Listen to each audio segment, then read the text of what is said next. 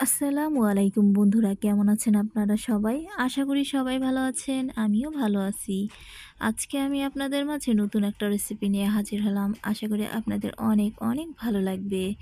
তো বন্ধুরা, আজকে আমার রেসিপি একটা ডিজাইন করে বনরুটি বানানোর রেসিপি। বিকেলের নাস্তায় বা সকালের নাস্তায় মধু দিয়ে বা চা দিয়ে যেটা ইচ্ছে সেটা দিয়েই আপনারা এটাকে নাস্তা হিসেবে খেতে পারেন। দারুণ মজার একটা নাস্তার রেসিপি, আশা করি আপনাদের অনেক ভালো লাগবে। চলুন তাহলে শুরু করছি আজকের রেসিপি। তো বন্ধুরা, এখানে আমি ১ কাপ পরিমাণ হালকা গরম কুসুম পানি নিয়ে নিলাম। তারপরে এখানে হাফ টেবিল চামচ পরিমাণ মতো লবণ দিয়ে দিলাম।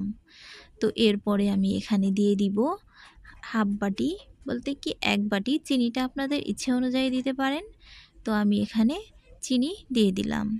তো চিনি দেওয়াটা স্কিপ হয়ে গেছে, আমি এই বাটি দিয়ে ফুল বাটিও দেইনি, ৩ ভাগের ২ ভাগের মতো দিয়েছি। তো বন্ধুরা, এরপরে আমি এখানে ১ টেবিল চামচ পরিমাণ ইস্ট দিয়ে দিলাম। তো ইস্টটা দিয়ে চিনি আর ইস্টটা আমি খুব ভালো করে একটু মাখিয়ে নিচ্ছি আর কি, গুলিয়ে নিচ্ছি। চিনিটা গলে যাওয়া পর্যন্ত এভাবে করে একটু হাতের সাহায্যে নেড়ে চেড়ে নিচ্ছি। তো এরপরে নেড়ে চেড়ে নেওয়ার পরে আমি এখানে দিয়ে দিচ্ছি আটা। আটা বা ময়দা যে কোনোটা দিয়ে আপনারা বানিয়ে নিতে পারেন। তো এখানে আমি ২ কাপ পরিমাণের আটা দিয়ে দিব। তো আটাটা দিয়ে নিলাম, দিয়ে নেওয়ার পরে আমি এটাকে খুব ভালো করে একটু চামচের সাহায্যে নেড়েচেড়ে মাখিয়ে নিলাম। তারপরে এটাকে আমি হাত দিয়ে ভালো করে মাখিয়ে নিচ্ছি। তো হাত দিয়ে খুব ভালো করে সফট সফট একটা ডো বানিয়ে নিতে হবে।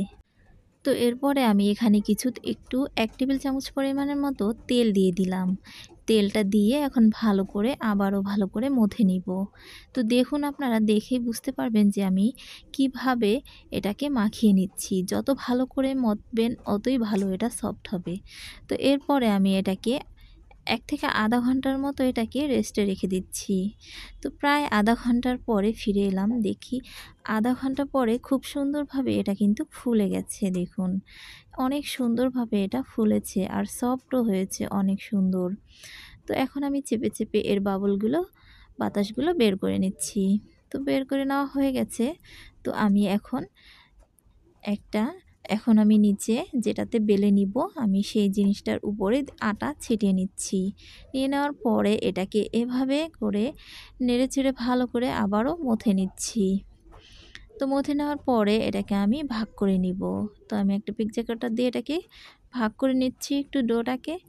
তো এখানে আমি একটু বড় সাইজের রুটির মতো বানিয়ে নিব। তো যদি ছোট মনে হয় তাহলে একটু ডোগুলো বড় করে নিতে পারেন, লেচিগুলো।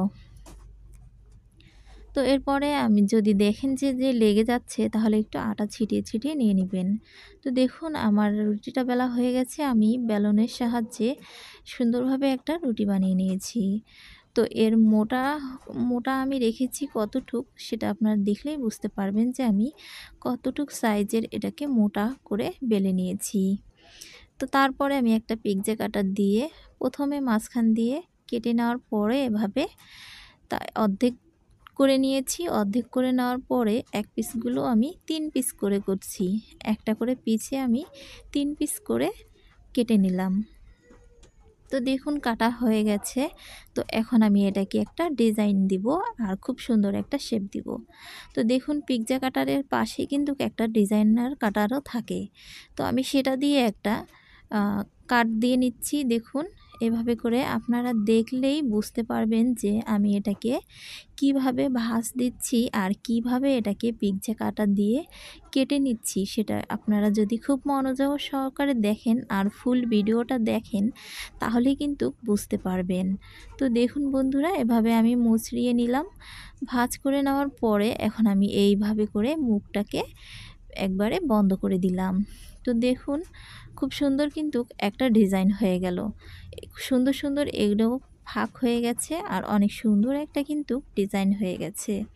তো এভাবে করে আমি ডিজাইনগুলো বানিয়ে নিব। তো আপনাদের বোঝার ক্ষেত্রে আমি আরও একটা ডিজাইন করে দেখাচ্ছি। খুব মনোযোগ সহকারে আপনারা ডিজাইনটা দেখবেন, তাহলেই কিন্তু বুঝতে পারবেন আর ঠিক এভাবে করেই বানিয়ে নিতে পারবেন। তো বন্ধুরা, আমরা যদি এরকম সুন্দর সুন্দর ডিজাইনের যদি বনরুটি বানিয়ে বাচ্চাদেরকে দেই, বাচ্চারা কিন্তু অনেক খুশি হয়ে খেয়ে নেবে। চাইলে আপনারা বাচ্চাদের দুধের সাথেও এগুলো দিতে পারেন, বা বাচ্চাদেরকে দুধের সাথে ওদের ভিজিয়েও খেতে দিতে পারেন, আবার মধু দিয়েও এভাবে করে দিতে পারেন ওদের খাওয়ার জন্য, বা মাঝখান দিয়ে কেটে আপনারা কিন্তু জেলি দিয়েও দিতে পারেন। তো বন্ধুরা, আশা করি আপনারা খুব মনোযোগ সহকারে এই ডিজাইনটা করা দেখেছেন। তো ফুল ভিডিওটা দেখলে আপনারা অবশ্যই বানাতেও পারবেন, আবার খুব সুন্দরভাবে ডিজাইনটাও করতে পারবেন। তো আপনারা এখানে 3টা কাট দেবেন বা 4টা কাট দিবেন, দিলে কিন্তু অনেক ভালো লাগে। তো 4টা কাট দিলে কিন্তু আরও ভালো লাগবে। তো তাতে আরও চ্যাপ্টা রুটি বানাতে হবে। তো বন্ধুরা, এভাবে করে আমি সবগুলো পাউরুটি ডিজাইন করে নিচ্ছি। তো এরপরে দেখুন, আমি এখানে খুব সুন্দর করে এখন একটা ডিমের কুসুম নিয়ে নিয়েছি। এখন আমি কুসুমটা ব্রাশ করে দিয়ে দিব। তো এতে কিন্তু আমাদের কালারটা অনেক ভালো আসবে। তো বন্ধুরা, এই যে দেখুন, আমি খুব সুন্দর করে ডিমের কুসুমটা ব্রাশ করে নিচ্ছি। তো আপনারা চাইলে কিন্তু এর উপরে তিল ছিটিয়ে নিতে পারেন, এতে কিন্তু দেখতেও সুন্দর লাগবে, আবার খেতেও ভালো লাগবে। তো এখন আমার ডিম ব্রাশ করা প্রায় হয়ে গেছে। এখন আমি কিছুটা তিল ছাড়া বানাবো, আবার কিছুগুলো তিল দিয়েও।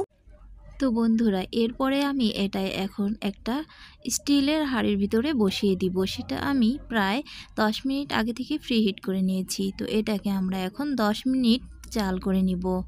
ঢেকে দিয়ে এটাকে আমরা 10 মিনিট পরে ফিরে আসলাম। দেখুন তো বন্ধুরা, কালারটা অসম্ভব সুন্দর হয়েছে, মাশাআল্লাহ, খেতেও অনেক ভালো লাগবে। তো বন্ধুরা দেখুন, তিল দিয়ে আমি কিছু বানিয়েছি, আর কিছু আমি এমনি বানিয়েছি। তো দেখুন, যেমন উপরটা সুন্দর হয়েছে, তেমন ভিতরটাও অনেক ভালো হয়েছে, আর অনেক সুন্দর নরম তুলতুলে হয়েছে, একদম বনরুটির মতো। তো বন্ধুরা, আশা করছি আজকের রেসিপিটা আপনাদের কাছে ভালো লেগেছে। ভালো লাগলে অবশ্যই লাইক, কমেন্ট, শেয়ার করবেন। আর এরকম সহজ সহজ রেসিপি দেখার জন্য আমার চ্যানেলটা অবশ্যই সাবস্ক্রাইব করবেন। আর প্লিজ ফুল ভিডিওটা দেখে নেবেন। দেখে বাসায় অবশ্যই ট্রাই করবেন এত সুন্দর একটা নাস্তা বানানোর জন্য। তো বন্ধুরা, আমরা যদি পাউরুটি, বনরুটি তো অনেকেই খাই, তো যদি একটু ডিজাইন করে বানিয়ে খাওয়া যায়, তাহলে বাচ্চারাও খুশি, বড়রাও খুশি। তো বন্ধুরা দেখুন, এখন আমি এখানে 1 টেবিল চামচ পরিমাণের দিয়ে দিলাম মধু। এটাকে মধু দিয়ে ভরিয়েও খাওয়া যাবে, আবার চায়ের সাথেও খাওয়া যাবে। তো বন্ধুরা, আজকের মতো এখানেই বিদায় নিচ্ছি। আল্লাহ হাফেজ। আপনারা সবাই ভালো থাকবেন।